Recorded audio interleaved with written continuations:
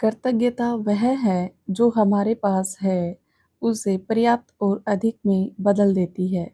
यह इनकार को स्वीकृति में, भ्रम को स्पष्टता में बदल देती है। यह हमारे अतीत को समझने में मदद करती है, आज के लिए शांति लाती है और कल के लिए एक दृष्टि बनाती है। हेलो एवरीवन, मेरा नाम है सरोज शर्मा। आज हम बात करेंगे एक बेहतरीन book the miracle of gratitude. इसका तीसरा अध्याय करेंगे। नाम है आभार जीवन का आधार। लेखक एक कहानी से शुरू करते हैं।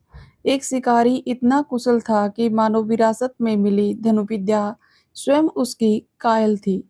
उसके परिवार के भरण पोषण का एकमात्र आधार उसकी धनुर्विद्या ही थी, जिसके प्रति वह हमेशा कृतज्ञ रहता था।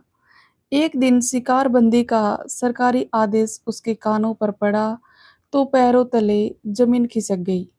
परिवार के उदरपूर्ति की चिंता को लेकर उसकी आंखों के सामने अंधेरा छा गया।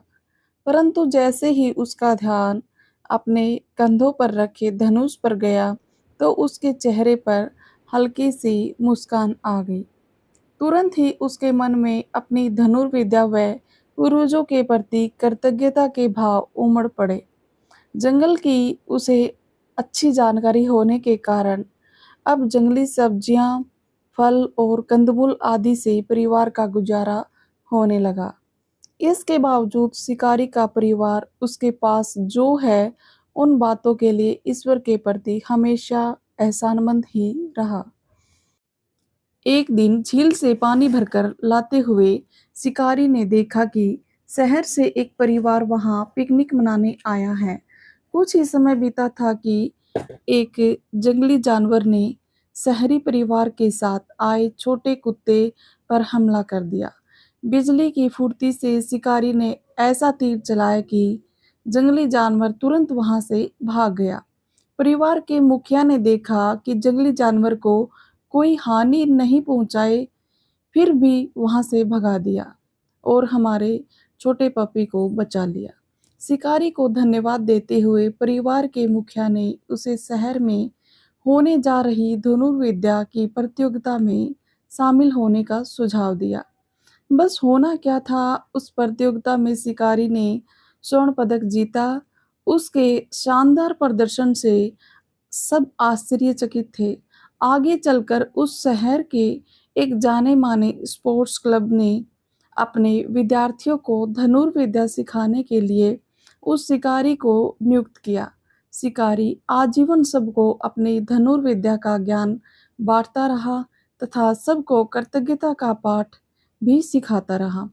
कहानी का मर्म कहता है, पहाड़ जैसी मुसीबतों में भी इंसान के पास जो है उसके प्रति हमेशा कृतज्ञ रहने से समस्या रूपी लिफाफे में लिपटे उपहार को इंसान आसानी से पा सकता है। जब किसी चीज के लिए धन्यवाद दिए जाते हैं तो इंसान का ध्यान उस चीज पर जाता है और ध्यान का नियम है, जिस चीज पर ध्यान देते हैं वह चीज बढ़ती है। लेकिन समझने वाली बात यह है कि ध्यान देने से चीजें इसलिए बढ़ती हैं क्योंकि ध्यान अन्य कुछ नहीं बल्कि इंसान के अंदर का होश है, चैतन्य है, जो नव निर्माण करता है। वही असली क्रिएटर है, वही हर चीज को क्रिएट करता है।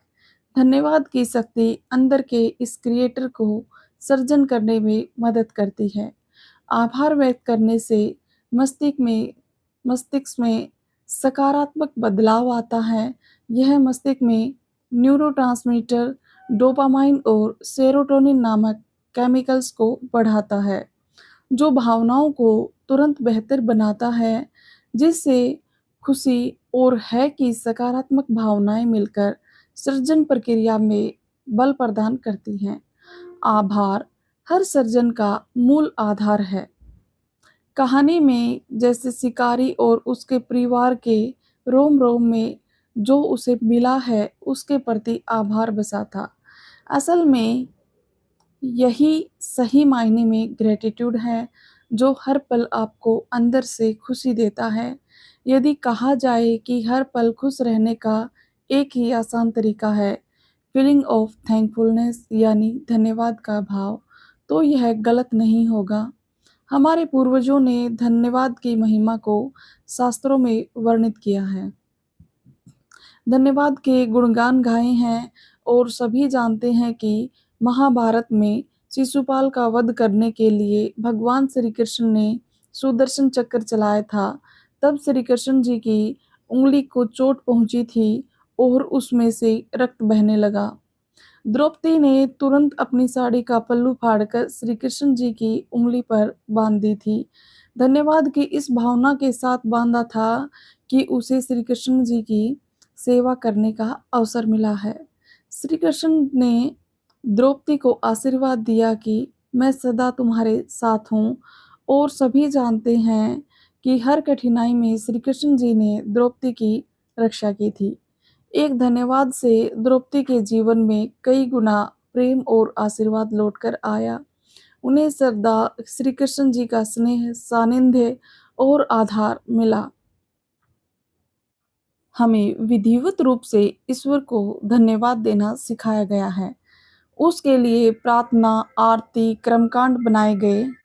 धन्यवाद देने के लिए समय की कोई पाबंदी नहीं है, लेकिन दिन के कुछ समय का विशेष ध्यान रखा गया है। जैसे सुबह उठते ही प्रकृति को धन्यवाद देकर दिन की शुरुआत करना, रात को सोने से पहले दिन भर में जो प्राप्त हुआ या जो प्राप्त नहीं हुआ, उन सब के लिए ईश्वर को धन्यवाद देना आदि। जब हम प्रकृति के नज़दीक होते हैं, जैसे पहाड़, नदी, समुद्र, खुला आकाश आदि, तब हमारा हृदय बहुत आनंदित होता है, सराहना करता है, हमारे अंदर प्रेम का भाव जगता है, मन में एक अलग ही तरह की शांति की अनुभूति होती है। इन सब भावों को हम धन्यवाद के रूप में प्रकट करते हैं।